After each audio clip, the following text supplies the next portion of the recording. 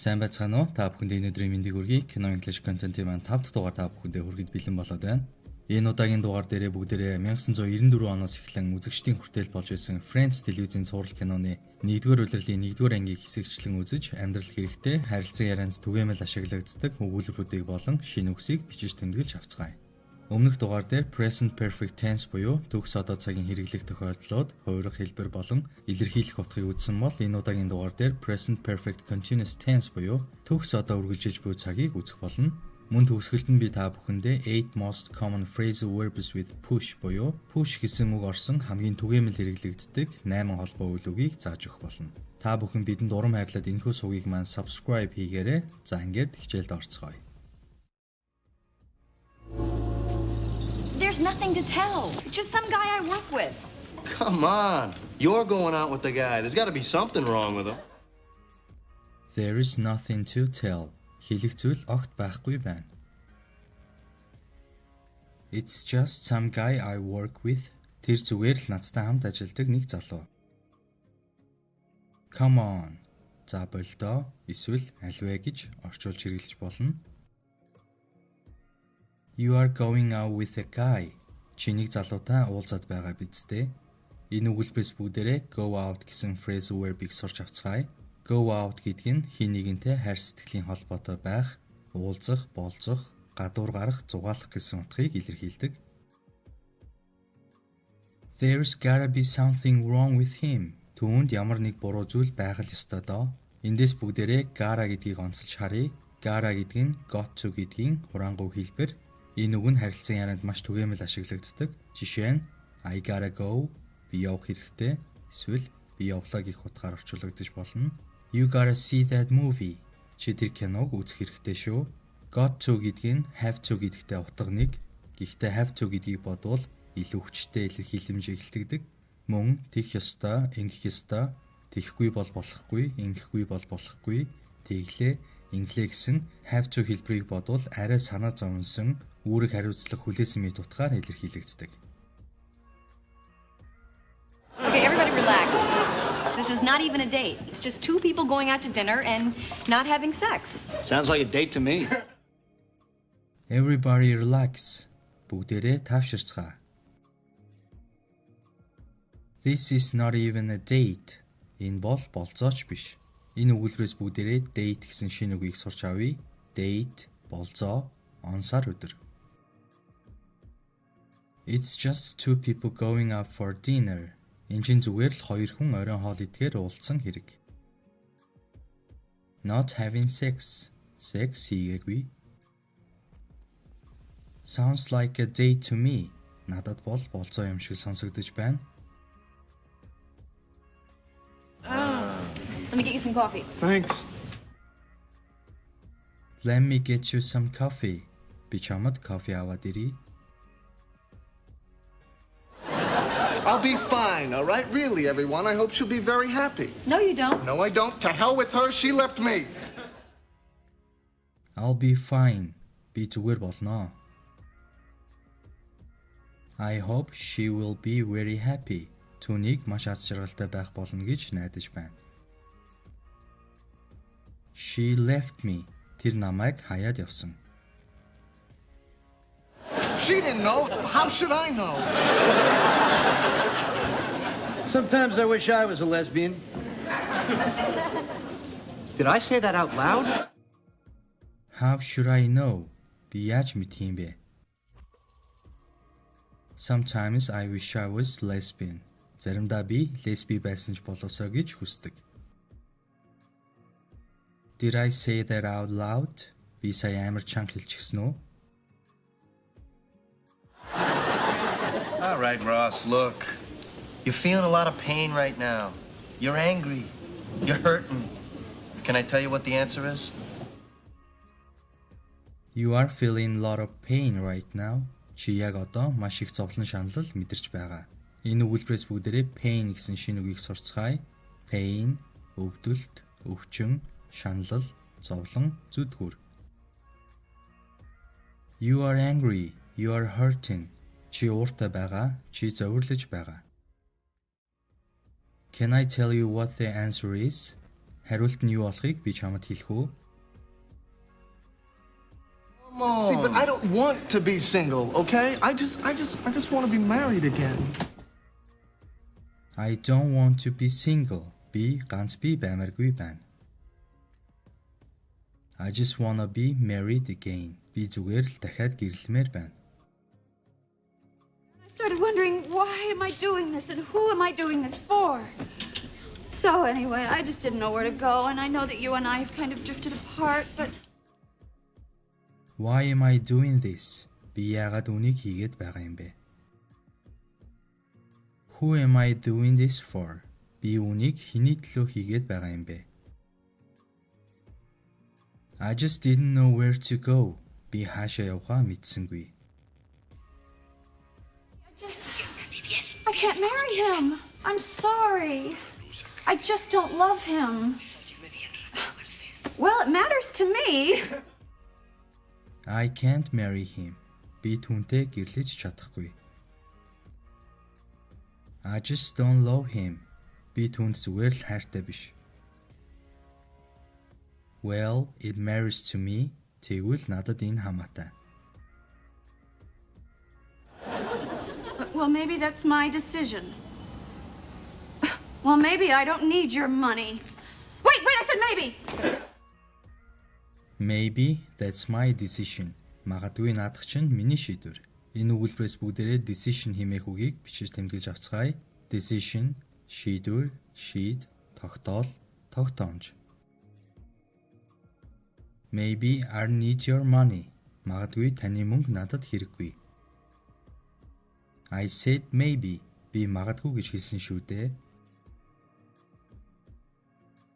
Okay, just breathe. That's it. No, just try to think of nice, calm things. Just breathe. Зүгээр л амьсгал. Just try to think of nice, calm things. Зүгээр л сайхан, тайван зүйлсийг бодохыг хичээ. Paul, this is everybody. Everybody, this is Paul. Hey, one guy. I'm sorry, I didn't catch your name. Paul, was it?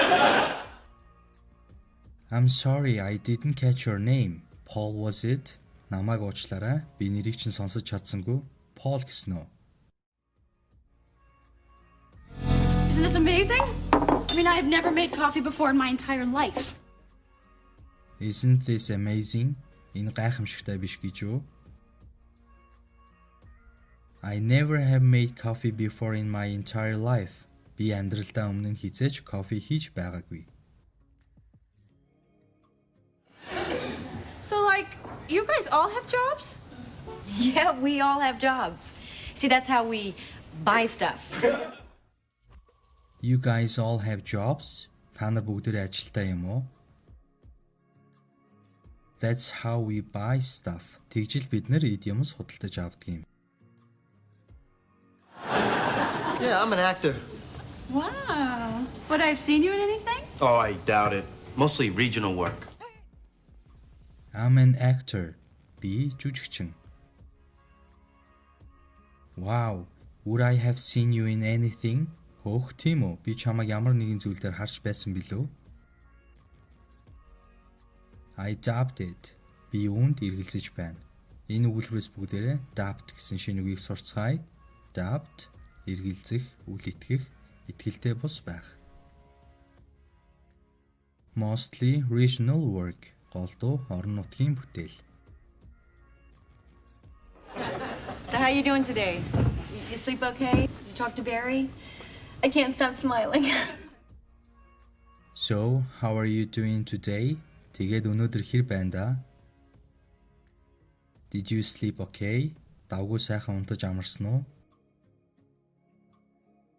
Did you talk to Barry? Чи Barry-тай ярьсан уу? I can't stop smiling. Би нэмсгэлээ зогсоож чадахгүй нэ.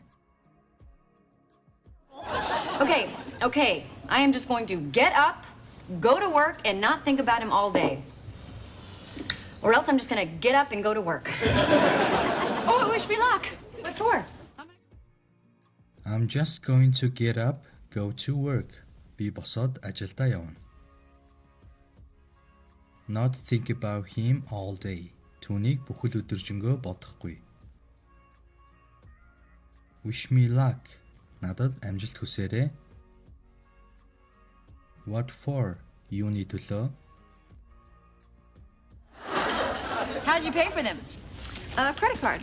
And who pays for that? My father. How did you pay for them? Чи эднэрийг яаж төлж авсан юм бэ? Who is pays for that? Тэрийг нь хэн төлдөг билээ? Give her a break. It's hard being on your own for the first time. Thank you. You're welcome. Give her a break. Түүнд завсарлага өг. It's hard being on your own for the first time. Анх удаа бие дааж байна гэдэг үнэхээр хэцүү. You are welcome. Зүгээр дээ. Welcome to the real world. It sucks. You're gonna love it. Welcome to the real world. Бодит ертөнцид давтаа морил. It sucks. Энэ үнэхээр новшин. You are gonna love it. Чамд энэ таалагдах болно.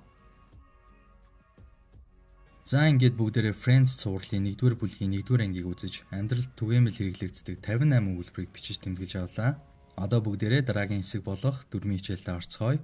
Өнөөдрийн дугаарт Present Perfect Continuous Tense буюу төгс одоо үргэлжилж буй цагийн хэрэглэх тохиолдлууд, хувирах хэлбэр болон илэрхийлэх утгыг үзэх болно. Эхлээд бүгдээрээ Present Perfect Continuous цагийн хэрэглэх тохиолдлууд буюу ямар үед ашигладаг болохыг нь сурцгаая. 1-р actions that started in the past and continue in the present буюу өнгөрсөн цагт эхэлсэн ямар нэгэн үйл явдал одоо цагт ч гэсэн үргэлжилж буй зүйлийн талаар ярихдаа хэрэгжилж болно. Бүгдээрээ жишээ өгүүлбэрүүдийг харцгаая. She has been waiting for you all day and she's still waiting now. Тэр бүхэл өдөржингөө чамайг хүлээж байна. Тэр одоо болтол хүлээсээр л байгаа. They have been traveling since last October and they are not home yet. Тэд өнгөрсөн 10 сараас хойш аялж байгаа. Тэд гэртээ ирээгүй л байгаа. 2-р actions that have just finished but we are interested in the results буюу үйл явдал дөнгөж саяхан дууссан. Гэхдээ бид үр дүнг нь илүү сонирхож байгаа тохиолдолд энэхүү цагийг ашиглаж болно. Жишээ өгүүлбэрүүдийг харцгаая. She has been cooking since last night and the food on the table looks delicious. Тэр өчигдөр шөнөөс л хойш хоол хийлээ. Ширээн дээр байгаа хоолнууд маш амттай харагдаж байна. Someone has been eating my chips. Half of them have gone. Хин нэгэн миний чипсийг идчихлээ. Хагасыг нь идээд дуусчихсан байна. 3-р for temporary habits or situations буюу төр зүрийн дадал зуршил болон нөхцөл байдлын талаар ярихдаа ашиглаж болно. Энэ тохиолдолд бид recently болон lately гэх үгийг ашигладаг. Жишээ өгүүлбэрүүдийг харцгаая. I have been going to the gym a lot recently. Би ойрдоо жим рүү их явж байгаа. She's been living with his mother lately. Тэр сүүлийн үед ээжтэйгээ хамт амьдарч байгаа. He has been reading a lot recently. Тэр ойрын үед маш их уншиж байгаа. 4-р to say how long for unfinished actions буюу дуусаагүй байгаа үйл явдлын хэр удаан үргэлжилж буйг хэлэхдээ ашиглаж болно. Жишээ нь I have been living in London for 2 years. Би 2 жил Лондонд амьдарч байна. She's been working here since 2004. Тэр 2004 оноос хойш энд ажиллаж байна.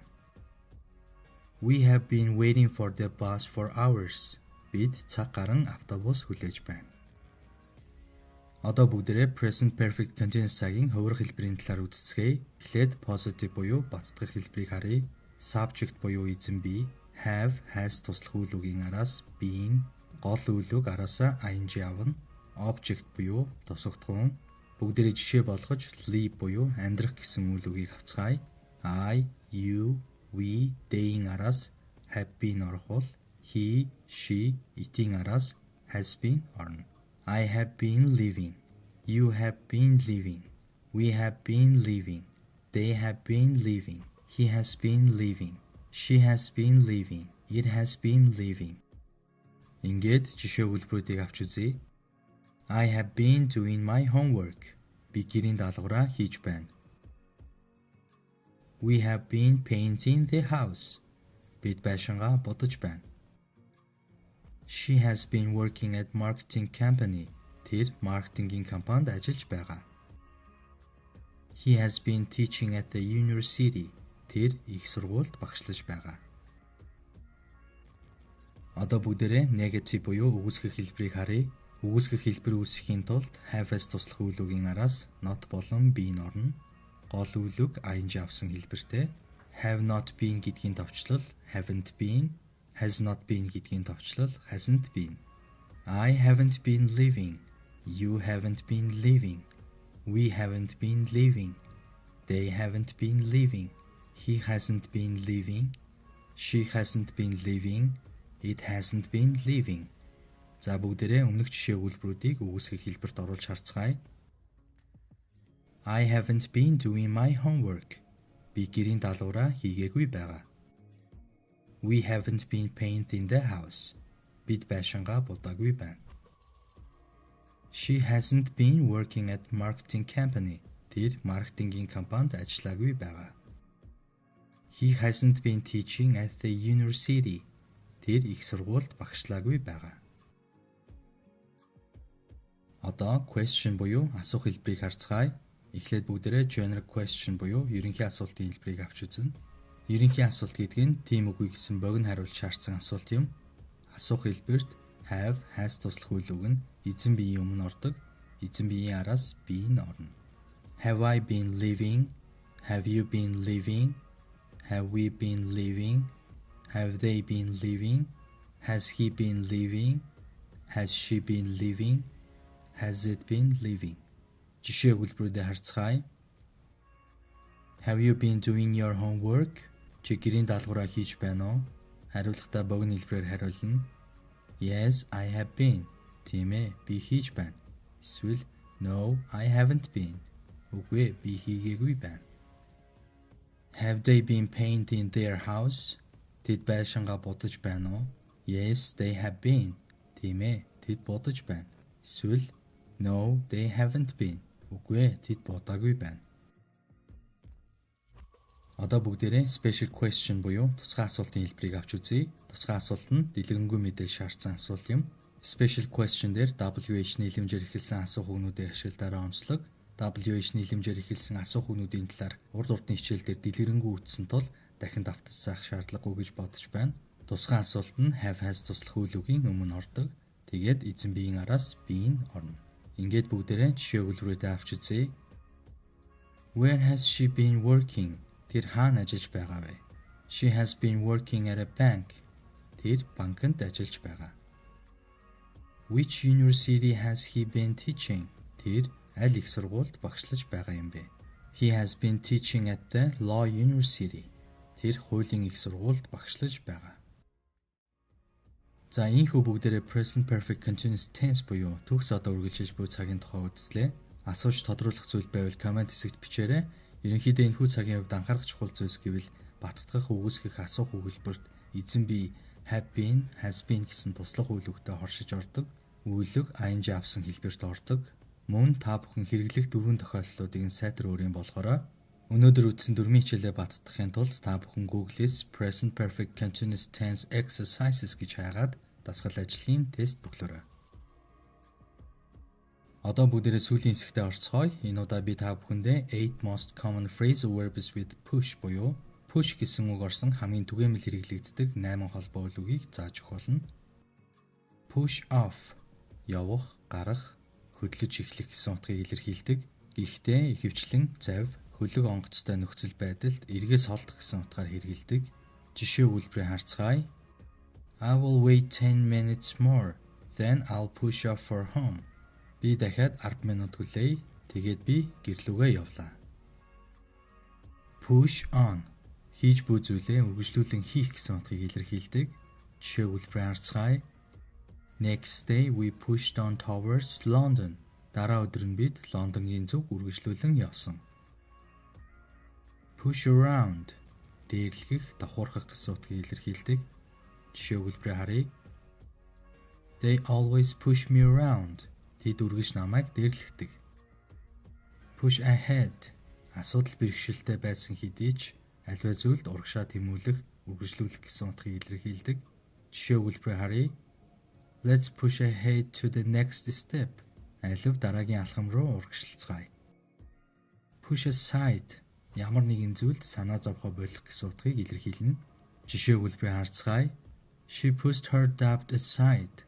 Тэр эргэлзсэн зүйлдээ санаа зовхоо болсон. Push back. Ямар нэгэн зүйлийг дараа хийхээр хойшлуулах, сунгах гэсэн утгыг илэрхийлдэг. Жишээ өгүүлбэрийг харъя. The deadline has been pushed back 2 weeks. Эцсийн хугацаа 2-7 хоногоор хойшлолоо. Push up. Өсгөх, нэмэх, нэмэгдүүлэх гэсэн утгыг илэрхийлнэ. Мөн дасгал хөдөлгөөний хувьд сунаалт хийхийг push up гэж хэлдэг. Ингээд жишээ өгүүлбэрээ харъя. There are fears that import price rises will push up inflation. Импортын үн ханш өсөх нь инфляцийг нэмэгдүүлэх вэ гэсэн айдас болгоомжлол бий. Push in. Очор игнэнд хүмүүсийн урдуур орох гэсэн утгыг илэрхийлнэ. Жишээ өгүүлбэрээ харъя. We were all waiting patiently for a taxi, but he just pushed in. Бид бүгд л төвчээртэй таксиг хүлээж байсан. Гэтэл тэр залуу шууд л бидний урдуур ороод такси барьчихсан. За ингээд миний бэлтгэсэн кино English content-ийн маань 5 дахь дугаар та бүхэндээ хүрлээ. Subscribe дарахаа бүү мартаарай. Дараагийн дугаараар уулзлаа. Түр баяртай.